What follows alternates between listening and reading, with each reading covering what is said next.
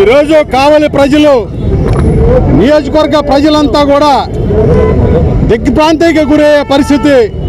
ఎందుకంటే ఈ కావలి నియోజకవర్గమే కాదు, జిల్లా రాజకీయాల్లో, రాష్ట్ర రాజకీయాల్లో కూడా ఇటువంటి ఎమ్మెల్యేని, మాజీ ఎమ్మెల్యేని ఈరోజు మనం చూడలేదు. ఎందుకంటే గతంలో ఇలాంటి సంస్కృతి కావలి నియోజకవర్గంలో ఎప్పుడు కూడా లేదు.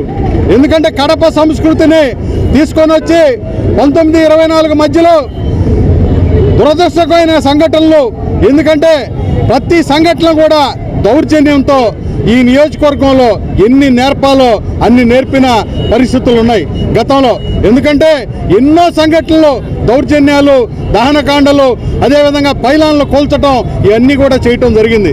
ఈరోజు కావలి ప్రజలందరూ కూడా కళ్ళు తెరుచుకునే విధంగా ఒక దిగ్భ్రాంతికి గురయ్యారు. ఎందుకంటే ఈరోజు ఆయన మన ఎమ్మెల్యే గారు అభివృద్ధిలో ముందుకెళ్తున్నారనే కుట్రతోటి ఈరోజు జలదంకి మండలంలో వివిధ ప్రోగ్రాముల్లో ఇంచుమించుగా 3 రోజుల నుంచి జలదంకి మండలంలో పెళ్లిళ్ళు కానీ, కార్యక్రమాలు కానీ ఆ ఏరియాలో ఉన్నాయి.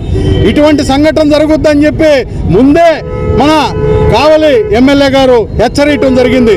ఎందుకంటే తుమ్మలపేంట సెంటర్లో అక్కడ ఆ ఉంచిన మన శిలాఫలకాలను పగలగొట్టినప్పుడు ఆ రోజు ఆయన చెప్పడం జరిగింది. ఎందుకంటే గతంలో ఈ 2 నెలల నుంచి కూడా అనంతపురం నుంచి వ్యాక్సినిస్టులు కావల్లో ఉన్నారు.